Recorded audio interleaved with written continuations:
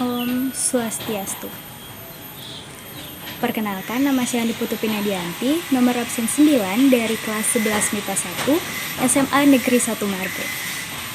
Dalam kesempatan kali ini, saya akan membuat video mengenai hukum Archimedes atau gaya apung. Terdapat beberapa poin-poin yang akan dibahas pada video kali ini mengenai hukum Archimedes atau gaya apung. Yang pertama ada sejarah hukum Archimedes atau gaya apung. Yang kedua ada definisi hukum Archimedes. Yang ketiga ada bunyi hukum Archimedes. Yang keempat ada ilustrasi hukum Archimedes yang mengisyaratkan 3 keadaan. Yang kelima ada persamaan hukum Archimedes dan rumus gaya apung. Yang keenam ada faktor yang mempengaruhi besarnya gaya apung. Yang ketujuh ada penerapan hukum Archimedes atau gaya apung. Dan yang terakhir ada kesimpulan.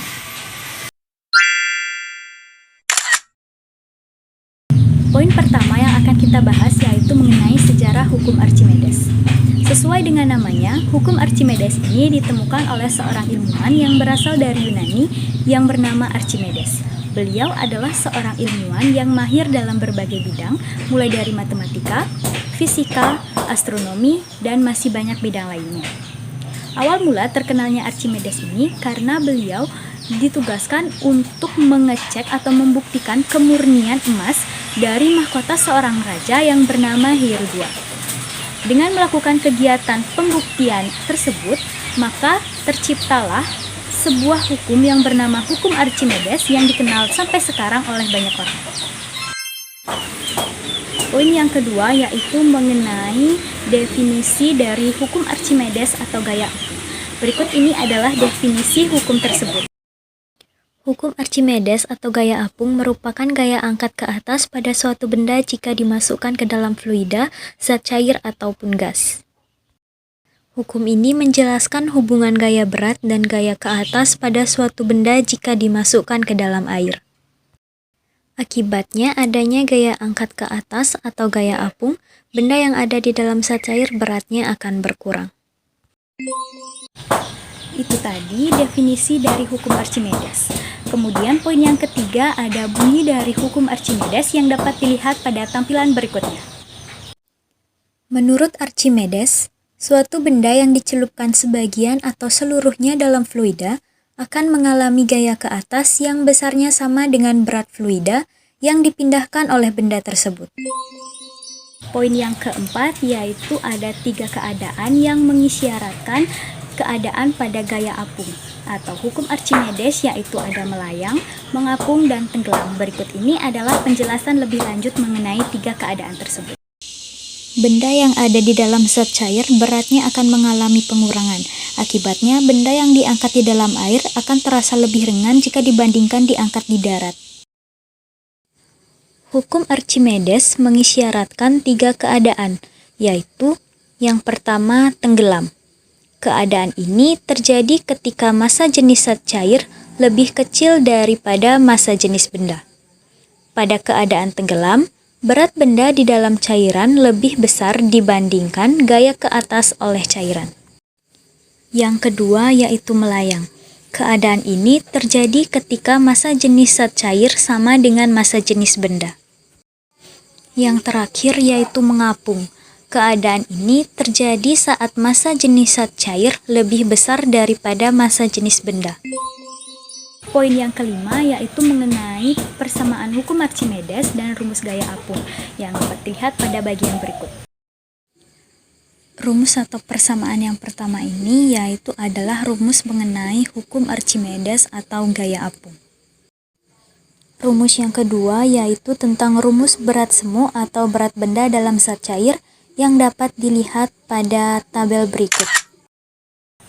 Poin yang keenam yaitu mengenai faktor-faktor yang mempengaruhi gaya apung atau hukum Archimedes, yaitu terdapat 3 faktor mulai dari massa jenis atau fluida, kemudian ada volume benda, dan terakhir ada gravitasi. Penjelasan lebih lanjut terdapat pada berikut ini.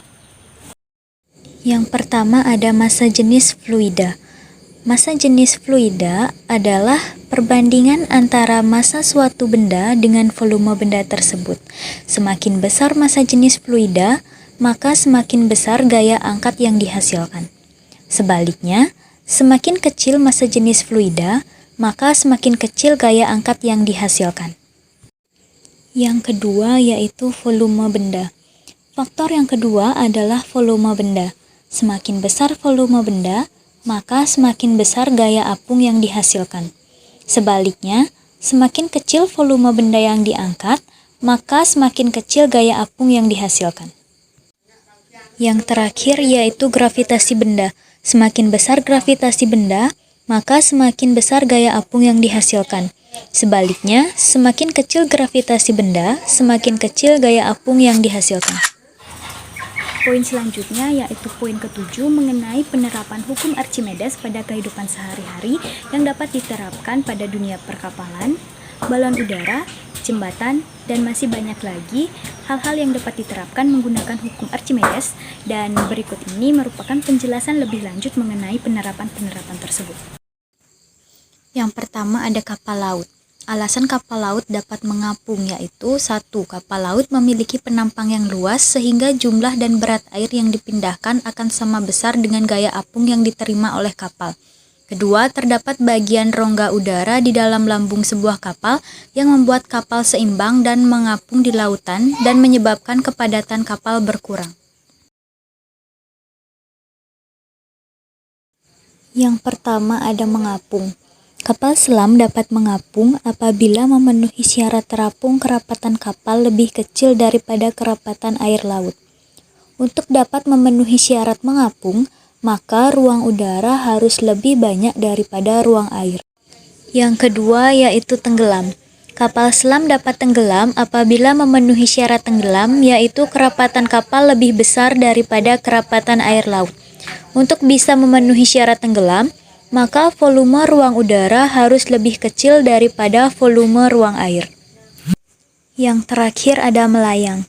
Kapal selam dapat melayang apabila memenuhi syarat-syarat melayang, yaitu kerapatan kapal sama dengan kerapatan air laut.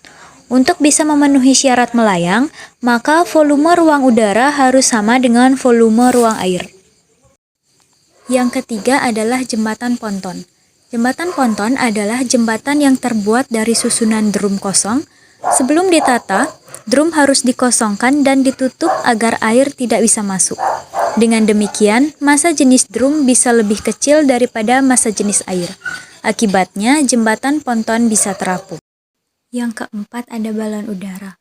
Balon udara bisa terbang karena balon diisi oleh gas yang massa jenisnya lebih kecil daripada massa jenis udara di atmosfer, atau gaya apung balon udara lebih kecil daripada udara di sekitarnya.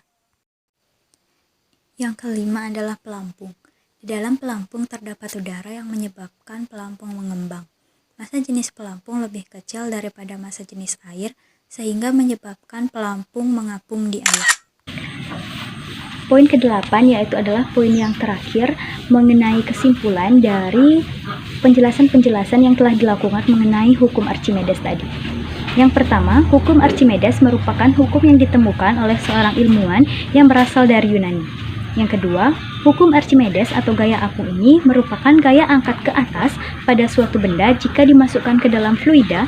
Fluida ini dapat berupa zat cair ataupun zat gas. Yang ketiga, terdapat 3 keadaan yang mengisyaratkan keadaan hukum Archimedes atau gaya apung ini, yaitu ada tenggelam, melayang, dan mengapung. Yang keempat, terdapat 3 faktor yang mempengaruhi besarnya hukum Archimedes atau gaya apung ini, yaitu ada massa jenis atau fluida, kedua ada volume benda, dan yang terakhir ada gravitasi. Yang kelima, ada penerapan hukum Archimedes ini dapat dilakukan pada dunia perkapalan, jembatan, pelampung, dan masih banyak lagi yang dapat diterapkan pada kehidupan sehari-hari. Itu tadi video singkat dan sederhana yang dapat saya berikan untuk menjelaskan mengenai hukum Archimedes atau gaya apung. Apabila ada kesalahan mengenai penjelasan saya, mohon dimaafkan, dan saya tutup dengan Paramasanti. Om Santi Santi Santi Om.